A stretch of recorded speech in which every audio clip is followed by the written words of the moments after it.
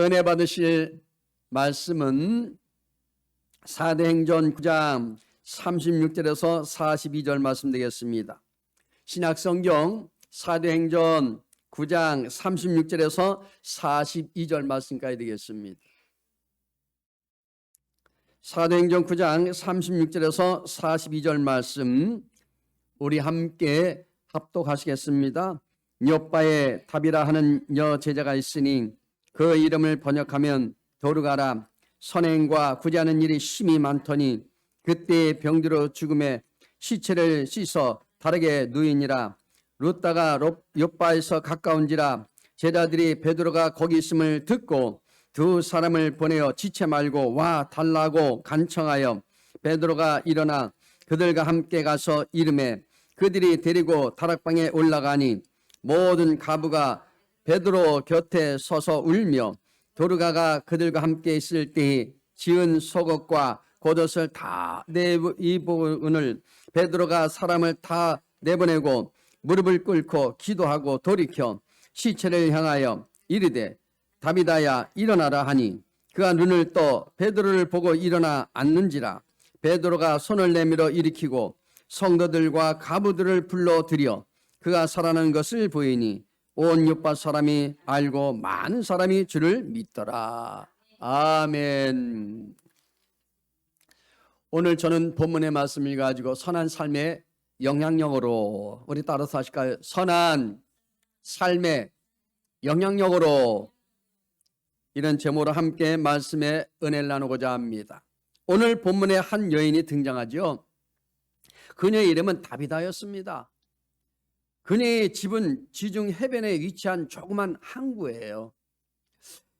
그 도시인데요, 요빠에 있었습니다.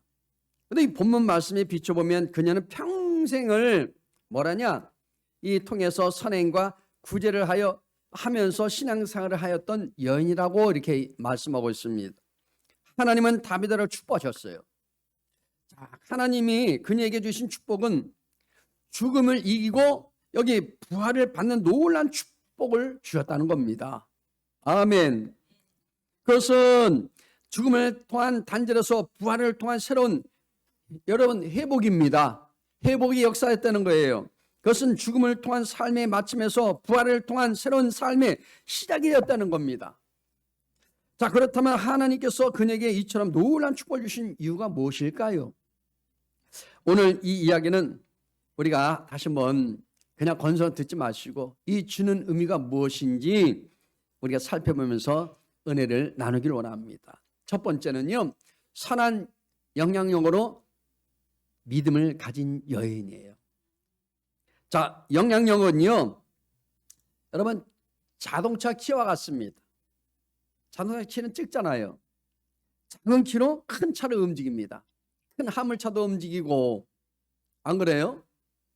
승용차도 움직이고, 작은 키 하나 가지고 그렇단 말입니다. 자동차 키를 차에 꽂는 순간 차는 새로운 에너지가 생겨나는 거예요. 부릉부릉부릉 하고. 자, 큰 것을 움직이는데 큰 힘이 필요한 것이 아니에요. 큰 것을 움직이기 위해서 작은 키가 필요한 것입니다. 이것이 바로 영향력이라는 거예요. 여러분, 사람을 변화시킨 것이 영향력입니다. 내가 하는 것이 아니지만 그러나 우리 믿는 사람들은 우리와 함께 하시기 때문에 여러분 한 사람 한 사람이 세상을 변화시킬 수 있습니다. 아멘. 오늘 본문에 나오는 다비다가 선한 영향력의 믿음을 소유할 수 있었던 이유가 있어요.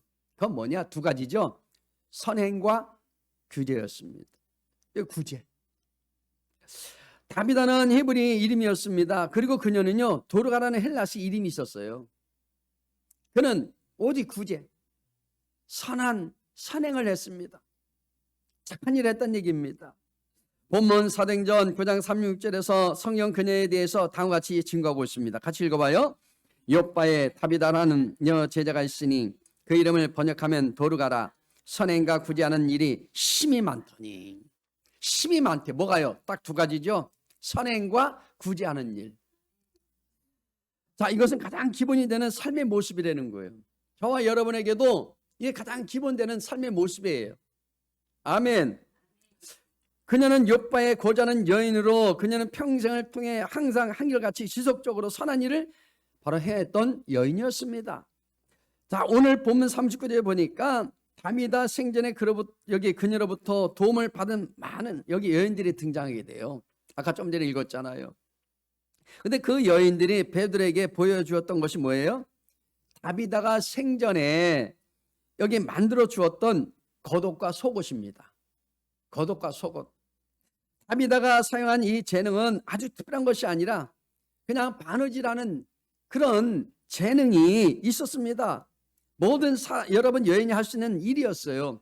여기 계신 분 중에서 바느질 못하는 사람 없잖아요. 다 바느질 다 한단 말입니다.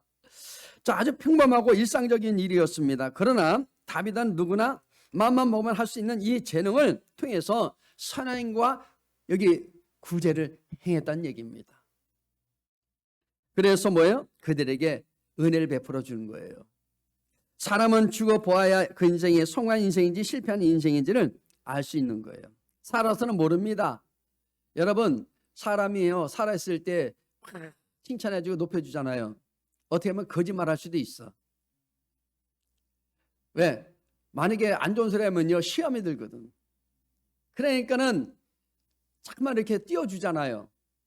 좀 사람을 업그레이드 시킨단 말입니다.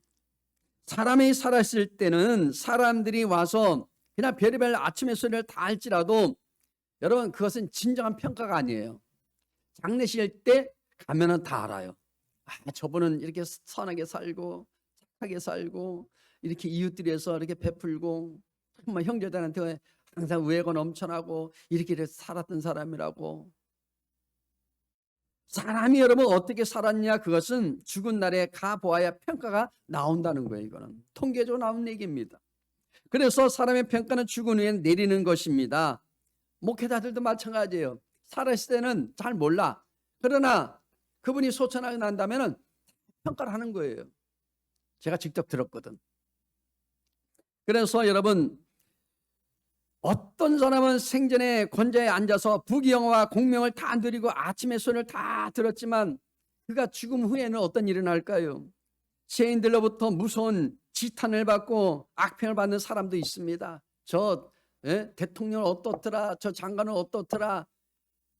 나중에 후에서 뭐예요? 악평을 받는 거예요. 여러분, 그렇다고 하면 자, 보십시오. 그러면 우리가 그의 생전의 삶의 모습에 따라서 심판을 받게 되는데요. 여기 보면 권세자가 생전에 받는 칭송들이 진실이 가려지면 그거는 가짜일 수도 있습니다. 그냥 가면에 그냥 가려진 거예요. 또 어떤 사람은 생전에 많은 사람들이 마음의 아픔을 주고 불화를 일으키고 분란을 일으키다가 일생을 마치는 사람도 있을까 없을까요? 아, 있어요. 분란만 일으킨 사람이 있어. 사람이 그렇게 살다가 보면 사람들이 별로 여러분 슬퍼하지 않습니다. 애석해하지 않아요. 그래서 사람은 하나님이 주신 만큼의 시간을 살다 가는데 그 시간 동안 명예로운 이름을 남겨야 돼요. 돈을 남기지 마세요. 집을 남기려 하지 마시오. 여러분, 세 글자 이름만 남기셔요. 아멘. 여러분, 가기 위해서 선하게 우리는 살아야 합니다. 여러분, 다 갖고 간 사람 없잖아요. 다 놓고 한단 말입니다. 그러니까 이왕이면 이름 세 글자는 남겨야죠. 저 사람은 어떤 사람이라고. 이거는 남겨놓고 가야지. 짐승은 가죽을 남겨놓는데. 사람은요, 세상을 살아가면서 원수 맺고 살아가면 절대 안 됩니다. 원수 맺지 마세요. 사람들의 마음의 아픔을 주거나 불안을 안겨주는 사람이 되어서도 절대 안 됩니다. 그러니까는 그 마음의 고통을 주는 사람들 반드시 보응받게 돼 있어요. 그리고 지나친 탐욕으로 그 인생을 욕되게 해서도 안 될 줄로 믿습니다. 여러분 보십시오.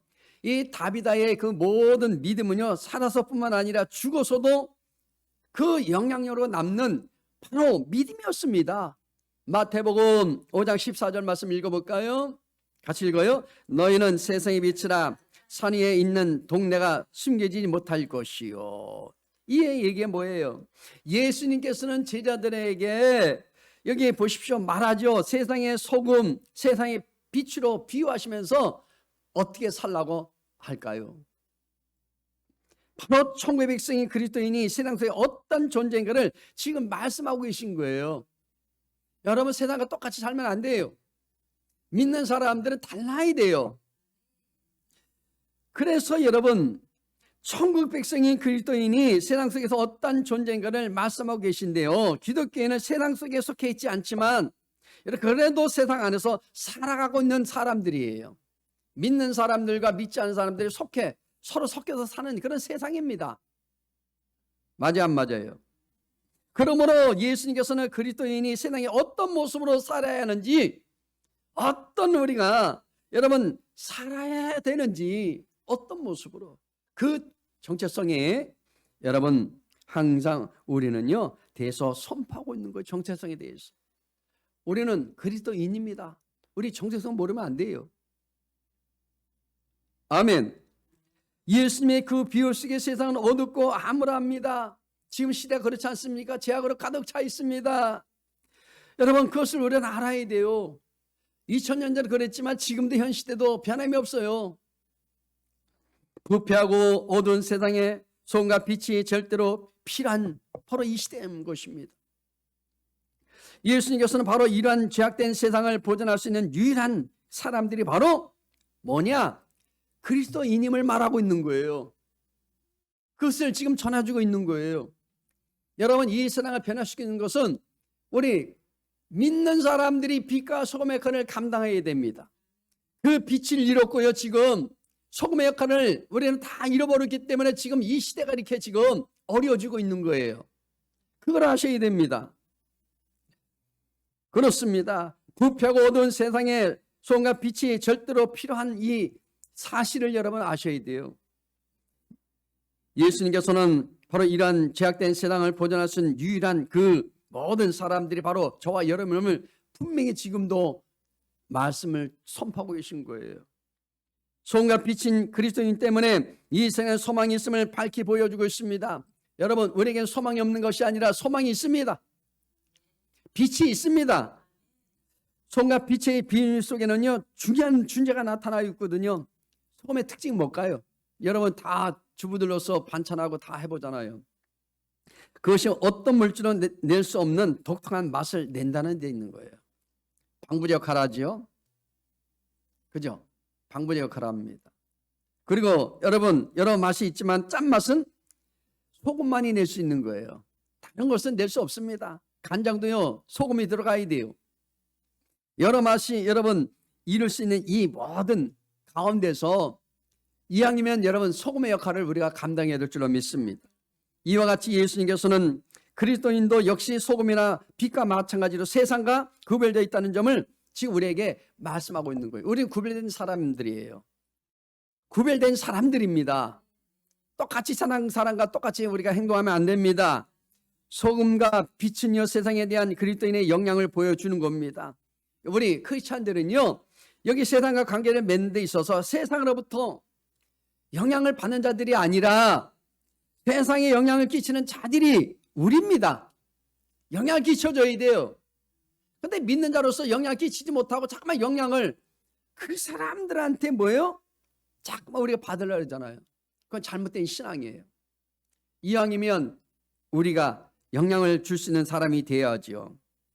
이와 같이 그리스도인 역시 그리스도인으로서 독특한 맛과 빛을 나타냄으로써 세상에 참된 바로 우리는 영향을 미쳐야 하는 존재라는 사실을 잊지 마시고 여러분 선하게 살아가시길 바랍니다.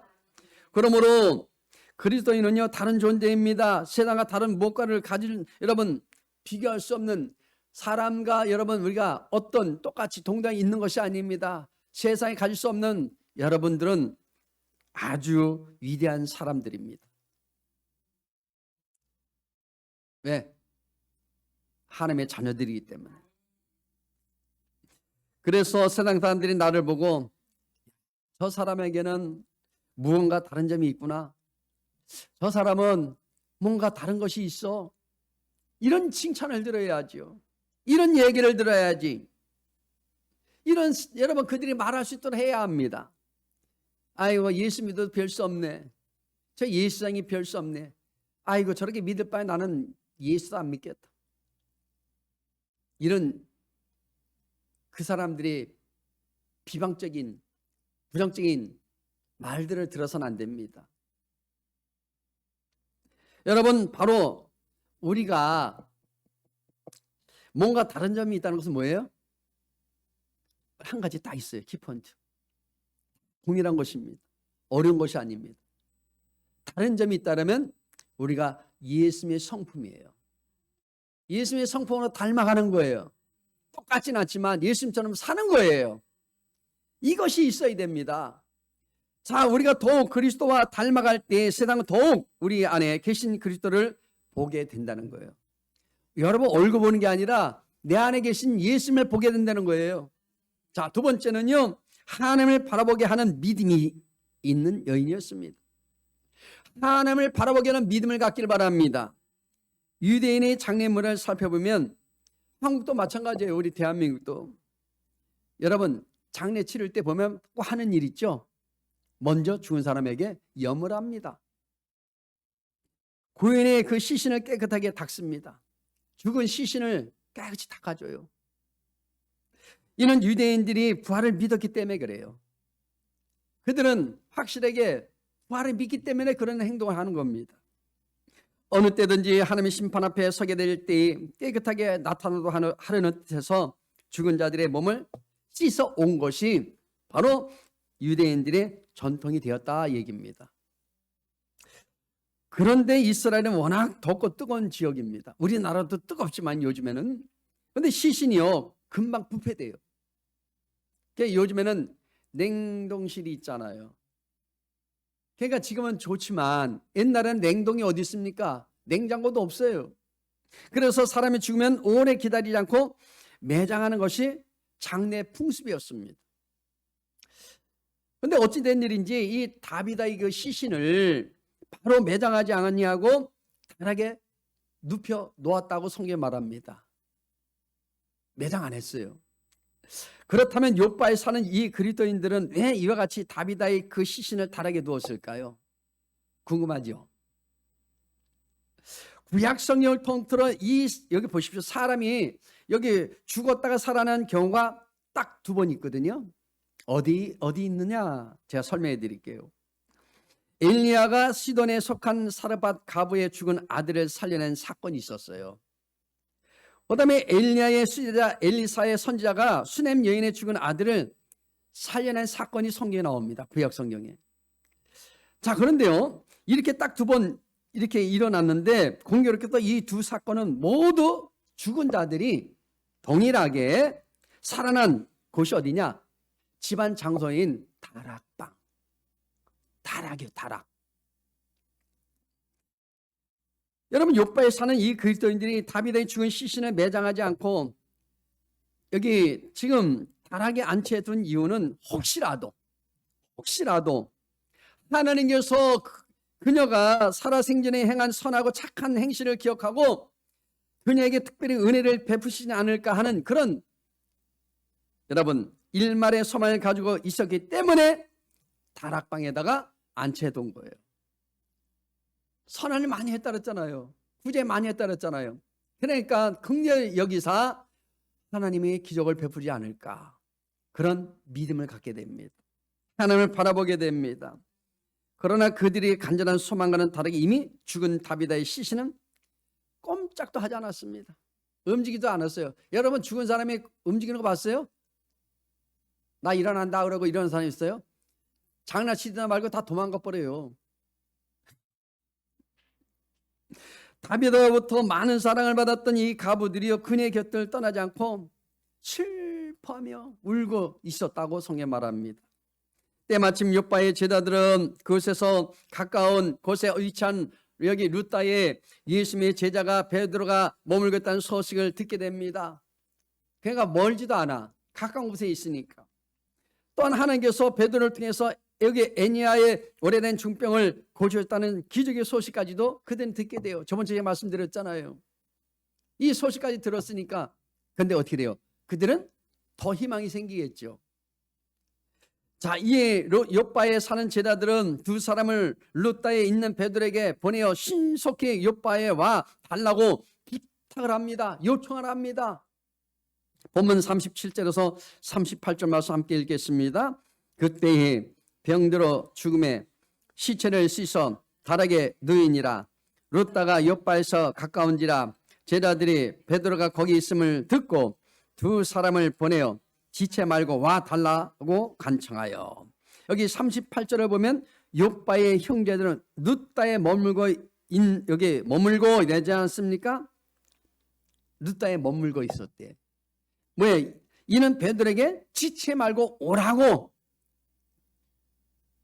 지체 말고 오라는 거예요. 그냥 게으름 떨지 말고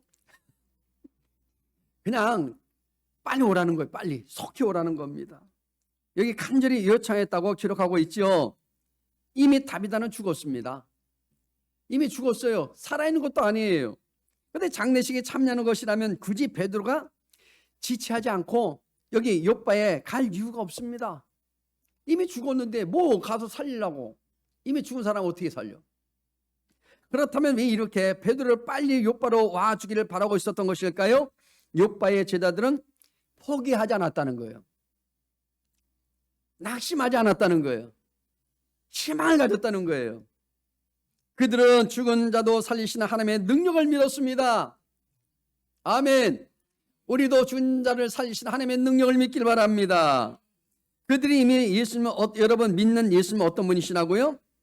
나인성 가브의 죽은 아들을 다시 살리신 분이십니다. 배당장 야인을 죽은 딸을 다시 살렸다니까요. 또한 예수님이요 죽은 지 나흘이나 됐던 이 누굴 살려요? 마르다와 마리아의 오빠 나사로도 살렸습니다.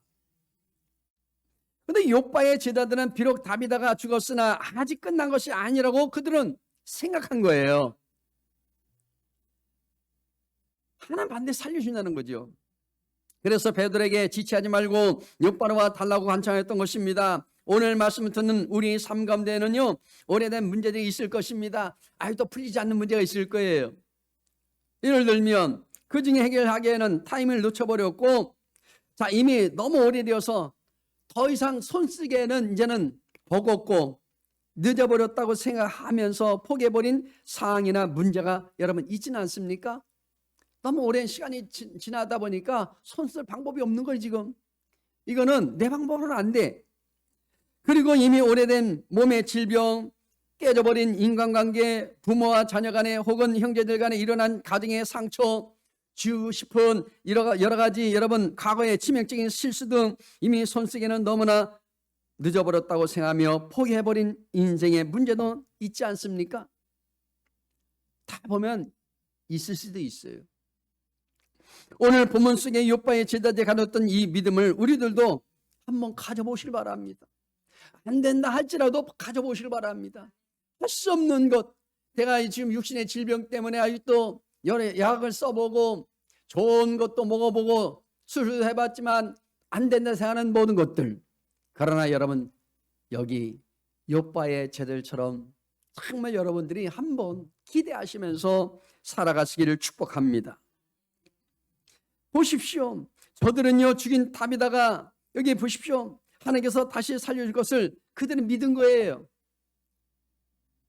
다시 살려줄 것을 믿길 바랍니다. 그런데요 베드로가 죽은 다비다를 향하여 외치는 말이 있죠. 일어나라. 또 예수 말씀하시죠. 달리다문 그러잖아요. 달리다문 뭐냐? 일어나라는 뜻이에요. 이제는 잠에서 깨어나라는 거예요. 죽음에서 깨어나라는 거예요. 놀란 일이 벌어집니다. 분명 죽었던 다비다가요 눈을 떴습니다. 그리고 베드로를 보더니 그 자리에 일어나 앉았다는 거예요. 아멘. 예수님께서 베드로를 통해 또다시 기적을 베푸십니다. 죽은 다비다를 다시 여기 살리셨습니다. 그제서야 베드로는 성도들과 가부들을 불러서 다비다가 살아난 것을 그들에게 보여줍니다. 저도 여러분에게 뭔가 막 보여주고 싶은데 하나님이 그렇게 안 보여주니까. 그럼 여러분들 아마 예배 드리고 야 안 되겠다. 나도 가서 전해야 되겠다. 왜? 눈에 딱 보이면요, 사람들은 딱 가서 안전할 수가 없거든요. 이 소식이 순식간에 욥바 전체에 알리기 시작하는 거예요. 만약에 여러분 여기서 우리 교회에서 이 예배당에서 사지가 마비된 사람이 여기서 일어났어요. 예배 드리는 이 시간에. 그럼 여기 동네 벌써 소문나기 시작해. 다음 주부터는 우리요, 여러분이 일찍 못 오면은 앉을 자리 없어요. 뒤에 서서 드려야 돼.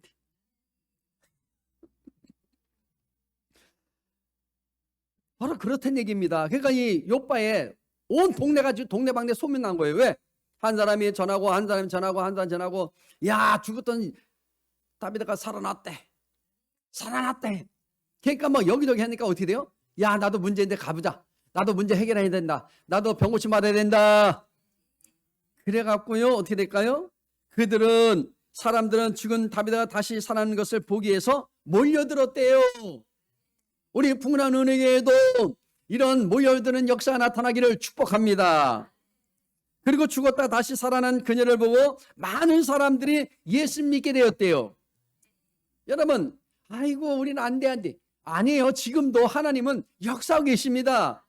지금 우리가 미약하나마 이렇게 조금 우리가 예배를 드리지만, 그러나 여러분 때가 되면 하나님께서 이 예배당에도 기적을 행해 주십니다. 아니, 저와 여러분에게도 능력을 보여주십니다. 마지막 세 번째는요, 부활의 삶으로 나타난 변화입니다. 여기 다비다는요, 아주 신실한 성도로서 살아간 사람인데요, 그가 여기 그만 죽고 말았습니다.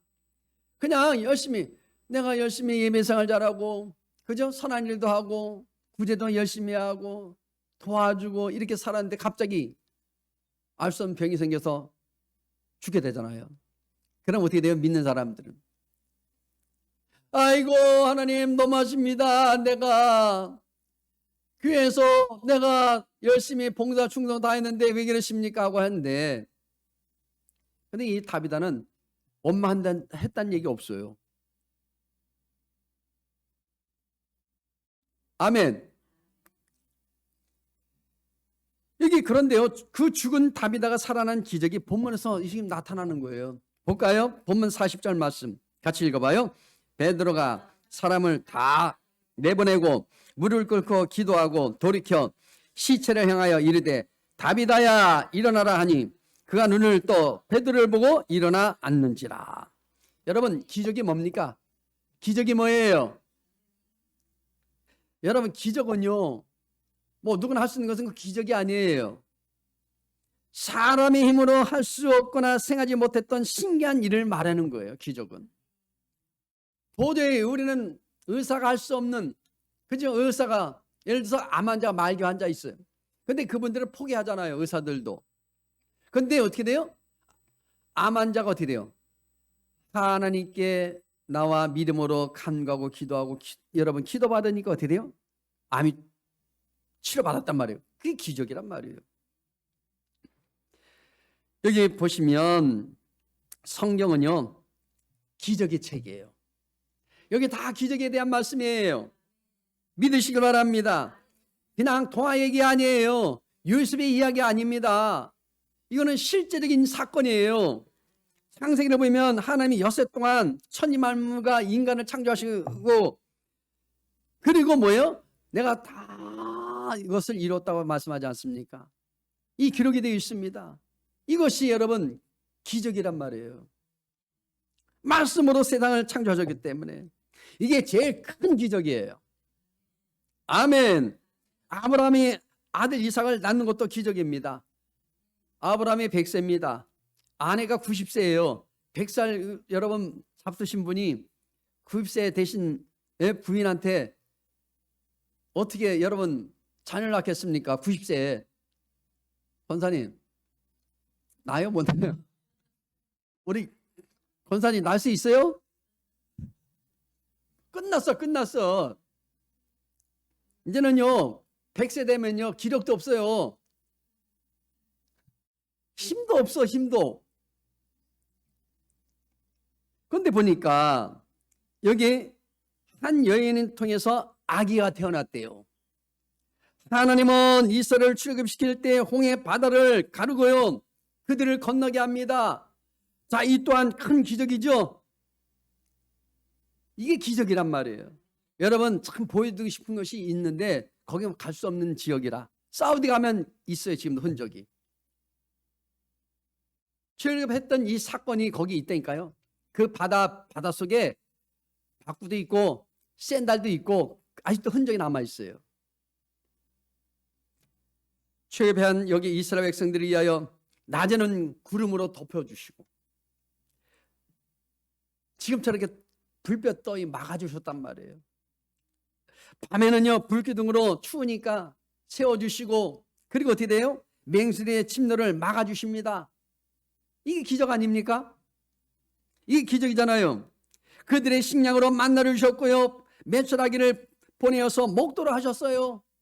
여러분, 말이 300만이지 그 사람들 어떻게 여러분 다 먹여 살릴 수 있겠어요? 광야에서. 그렇다고 지금처럼 여러분 농사지 있습니까? 뭐가 있어요? 마케트가 있습니까? 없잖아요. 아무것도 없어요. 근데 하나님은 하셨단 말입니다. 그것뿐입니까, 여러분? 여기 보면 일상에서는 여러분 겸할 수 없는 기적들을 베풀어 주십니다. 반석을 쳐서요, 갈증 나니까 물이 펑펑펑 솟아나게 만들으셔요. 하나님은 이외에도 선지자를 통해서 많은 기적을 베푸셨습니다. 많은 능력을 행하셨습니다. 선지자들의 삶 자체가 기적의 연속이었습니다. 여러분, 그뿐만 아니죠. 예수님이 동정녀 마리아의 몸을 통해서 어떻게 됐다고요? 성령으로 잉태되어 오신 것도 기적이라는 것. 여러분, 마리아 처녀 몸에서 나왔다니까요. 그냥 남자와 여자 만나서 이렇게 부부 생활에서 이렇게 태어난 게 아니에요. 처녀의 몸을 통해서 성령으로 잉태됐단 말입니다. 아멘. 이 사실을 우리 인간들의 지식으로는 설명할 수가 없습니다. 예수님은요, 십자가에 달려 죽으셨고 3일 만에 부활하셨다는 사건, 이것도 기적이란 말입니다. 40일 동안 여러분 보십시오. 부활하셔서 계시다가 또 그분은 가셨어요. 승천하셨습니다. 주님의 부활을 우리들의 지식과 상식으로 어떻게 설명할 수가 없습니다. 예수님은 그의 생애 중에 수많은 병자를 고치셨습니다.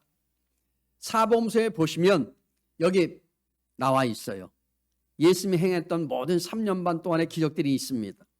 꼭 읽어보십시오.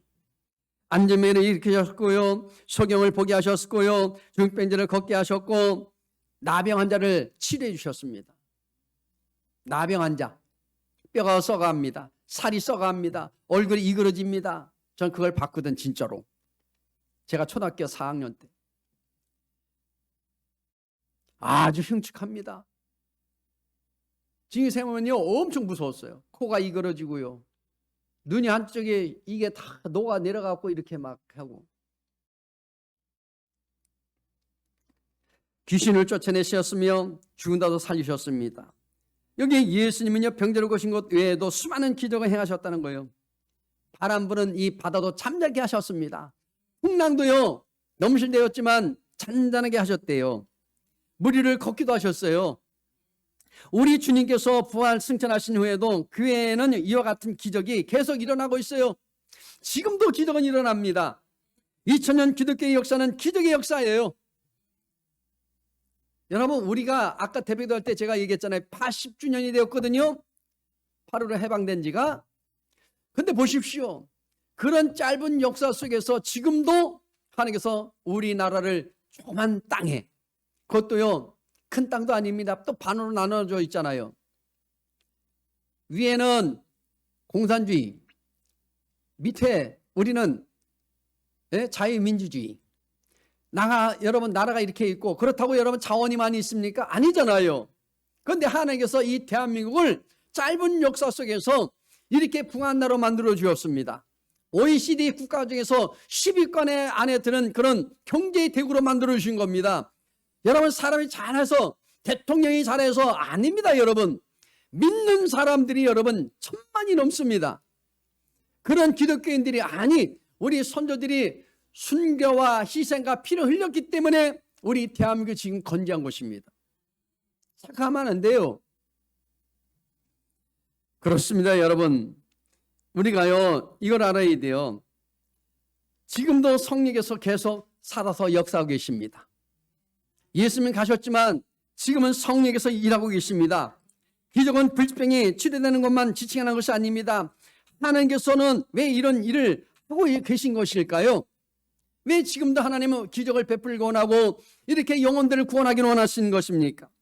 이는 교회 안에서 사람의 병들고 늙어 죽을 때마다 기적을 바라고 기도하라고 주신 말씀이 아닙니다. 주님께서는요, 그리스도 안에 있는 모든 자들에게 부활과 영생의 소망이 있음을 알려주기 위하여, 이 소식을 전해주기 위하여 그리스도는 부활이요 생명이신 것을 알려주시고요, 복음의 능력을 명확하게 증거하시기 위해서 이로써 교회를 위해서